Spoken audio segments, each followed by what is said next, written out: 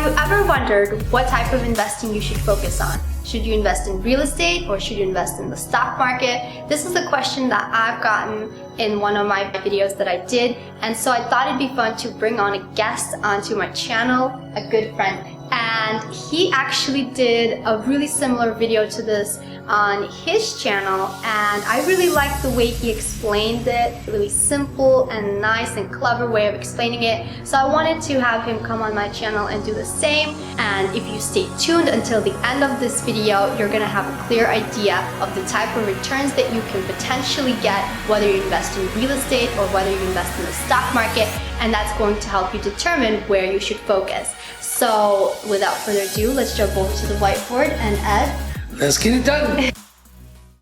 Let's assume that we have $100,000 to invest. Could be 401k money, could be just cash. The first thing I want you to do is, let's assume you're gonna buy stocks, all right? I want you to go to your banker and tell your banker, I want to buy $500,000 worth of stocks. I want to invest $100,000. And Mr. Banker, I want you to finance $400,000 for me. What do you think your banker is going to tell you?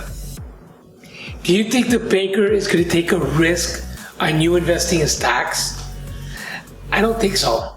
I've never found a banker yet that will finance you for stocks. They're going to tell you it's way too risky. If you go to your financial advisor is going to tell you, oh yes, invest in stocks. You know, don't do real estate, it's too dangerous.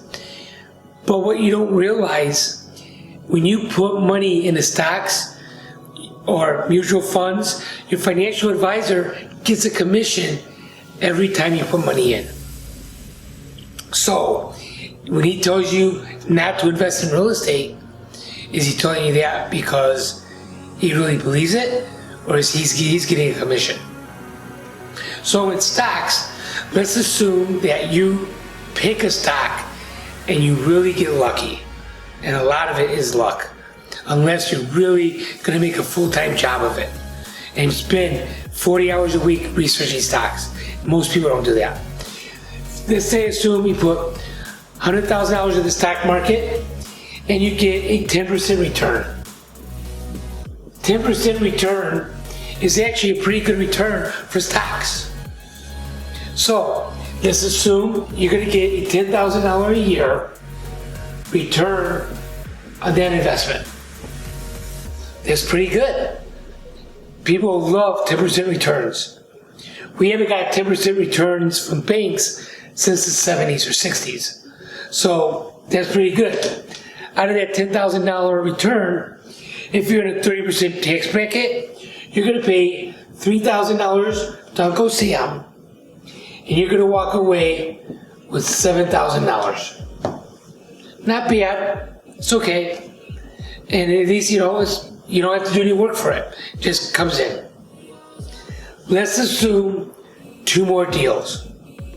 Let's assume we take this $100,000 and we invest it into a $500,000 property. $100,000 down is 20% down. The bank will finance you for $400,000 because they like real estate and it is a safe investment for them. So you're going to have a $400,000 loan. Say you have a 5% interest. You're going to pay $20,000 a year in interest on that loan. Not bad. How are we going to pay for that interest though? Let's assume that that $500,000 building has an 8% cap rate. Cap rate says if I'm making 8% on a $500,000 property, then I am going to get $40,000 a year return on my investment. That $40,000 return is after you pay for management, maintenance, taxes, everything. The 8% return is actually after all expenses.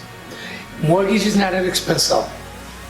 So, if you're getting $40,000 with the $20,000 interest on your loan, you are going to net $20,000 a year.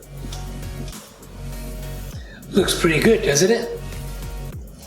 On that $20,000 a year, you're going to get about $18,000 with the depreciation, because you take the $500,000 divided by 27.5 years. That's a tax deduction that the government will give you. So that $20,000 is pretty well going to be tax-free. So you're going to walk away with $20,000 compared to $7,000. And let's assume that the property goes up 2% a year with inflation.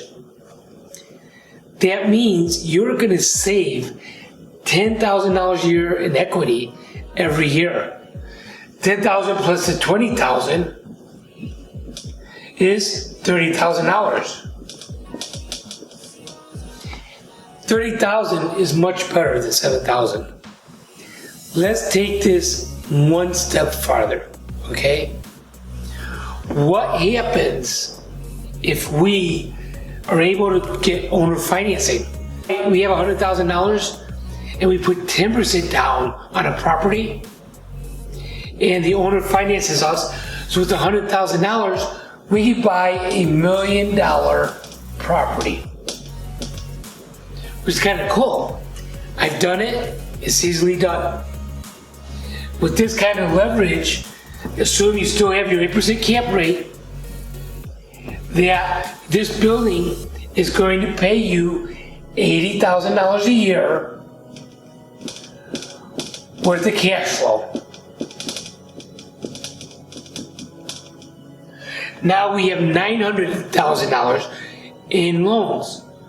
Say you got the 5% loan again, you're going to pay approximately $45,000 a year in interest. You're going to walk away with $35,000 a year in cash flow. You're going to still write off all that cash flow and not pay taxes on that. The property goes up 2% a year. It's going up $20,000 a year now. That's a $55,000 return for a $100,000 investment.